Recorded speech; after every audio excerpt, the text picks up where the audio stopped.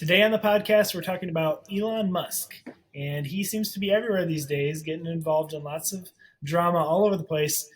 Recently, he led a team to submit a $97.4 billion bid for none other than OpenAI, which is crazy news. This happened today, so we're going to talk about it and maybe some of the implications for that. But before we do, Jaeden, why don't you tell them about our school community? Yeah, so if you've ever wanted to start a side hustle using AI, start a business online using AI, or if you currently have a business and you're like, I just want to scale and grow this thing using AI tools, what's the best way to do that? I think the best thing you can do is to join our AI Hustle School community if you haven't already. We have over 330 members that are currently in the community, and every single week, Jamie and I record an exclusive piece of content. This week, we recorded an entire video on a new tool that Jamie is using to automate videos for his Amazon influencer program, which he used to get over 25, which he got over $25,000 from last year. So it could be very lucrative. There's a ton of different side hustles and a ton of different marketing strategies. We have a whole classroom section where you can learn about AI marketing growth hacks for your business, using AI to make music and make money from that, how to grow a podcast with AI tools, AI for content creators, or if you would like to become an AI consultant. We have videos on all of this and tons more that you will not want to miss out. So check it out. It's $19. In the past, we've had this at $100 a month. It is currently $19 a month. If you get that price, it will be locked in when we raise the price in the future. You can lock that in. So super cool. Would love to have you in the community. All right, let's get on to the OpenAI and Elon Musk drama. So the thing I want to say here is this isn't like Elon Musk is going to go and buy OpenAI for, almost $100 billion.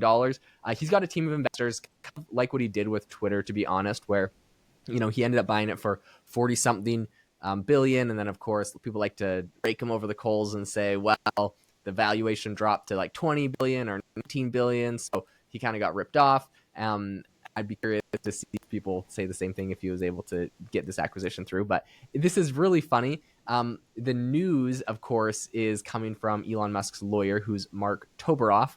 And the reason why is probably to cause more drama. It's kind of like the latest escalation in this whole lawsuit that he's been going at against OpenAI. So very interesting. I don't know, Jamie, what was the most shocking part of this for you? Yeah, so I mean, we've been talking, kind of covering this story on the podcast where, Elon Musk was upset because OpenAI was going to become, a private company, and so he was suing them because he originally was on the board and it was meant to be an open source software, and so I think it's, this is an interesting play on his part, and I think it sounds like he really just wants it to be open source, which is, if that's the case, that that is noble of him, I suppose, and I could see that being a good move. Also, OpenAI is the biggest AI company right now, so it would also put him on top again,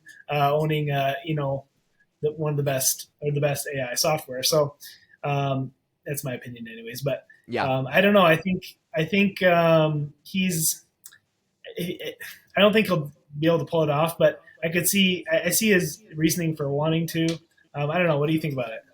I think it's interesting because, this isn't coming from like Elon Musk chatting with Sam Altman and being like, hey man, like we should do a merger, and Sam Altman being like, okay, this would be cool. It's just like it's like, hey, we're publicly making an offer. What do you think about that? And it just seems like it's kind of like a big PR thing. If it actually happens, it would be very cool. The quote about it that I thought was interesting, because okay, backstory is that in 2024 there's an injunction that they filed to essentially stop OpenAI from shifting from a nonprofit to a for-profit company. And I will also, to be fair, say like it's not just Elon Musk on a vendetta. There's a lot of other companies that signed that, including Meta and other people who just don't think it's like a good precedent to set, being able to start a nonprofit and switch to a for-profit. Lots of drama about that. But it's not just them. This is what he said specifically about it. Elon Musk said, quote, "It's time for OpenAI to return to the open source, safety-focused force for good it once was." He's talking to the Wall Street Journal, and said, "We will be making sure that that happens." And of course, what's interesting here is it's actually XAI, which is Elon Musk's sort of spin out of Twitter, but not really. But it's like his AI company. He gave some of the investors of Twitter, a chance to buy into it. But he's essentially XAI is involved in this bid. And that makes a lot of sense because it's like, look, he just got a ton of investors. He's raised a ton of money to essentially, build a new post. And Yeah, I mean, I part of me wonders if like, Elon Musk is starting to be seen as like a, he has the answers for like what's ethical, and I don't know. I think about, so Meta recently, I know, changed a lot of their policies as far as censorship to more of a community notes style, rather than just blocking stuff, or similar to like a Wikipedia would have notes from different people, and so um, so Meta adopted kind of that same, or they're going to, at least from what I hear, adopt that same sort of policy. And so I'm wondering if, Elon Musk, with his, talking about Grok being open source and respecting the rights of content creators, if he's trying to be seen as like this ethical, like uh, person who's going to save all the technology. I don't know. It's yeah, interesting. I think that's his like angle on it. And I mean, some people debate that he doesn't want that. Some people debate he does. I mean, that's what he says his goal is with it. One interesting thing that he said, at XAI, we live by the values I was promised OpenAI would follow.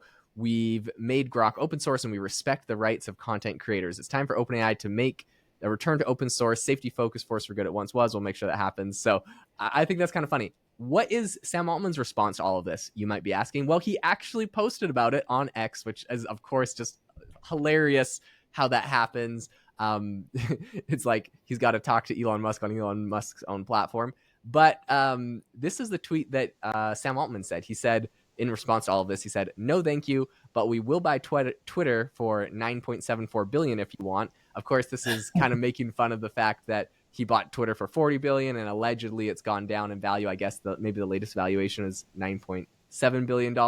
Elon Musk responded, "Swindler." This is pretty funny. Paul Graham was like, "Be careful what you wish for. What if he says yes?" I just think it's so funny. The beef, like the public beef on Twitter with this, and then you have like you have all of them responding to each other, is just hilarious. So anyways, this is obviously developing. One thing I will say is someone responded and said, "Imagine how poorly this will age if he ends up buying it."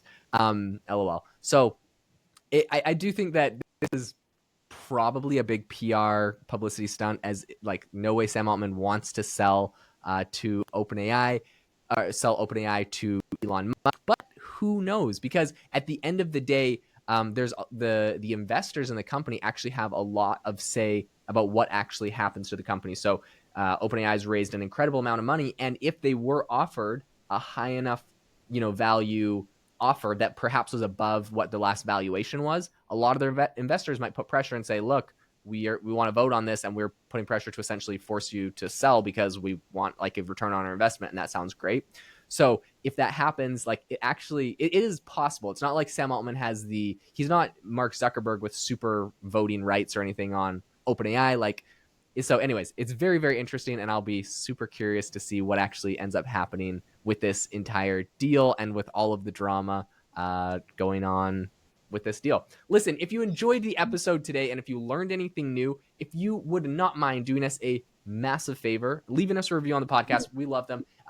Helps us to continue to make these incredible podcasts. And if you're interested, like we mentioned, in starting or scaling your business with AI tools, make sure to join the AI Hustle School community. There's a link in the description to that. Hope you guys all have a fantastic rest of your day.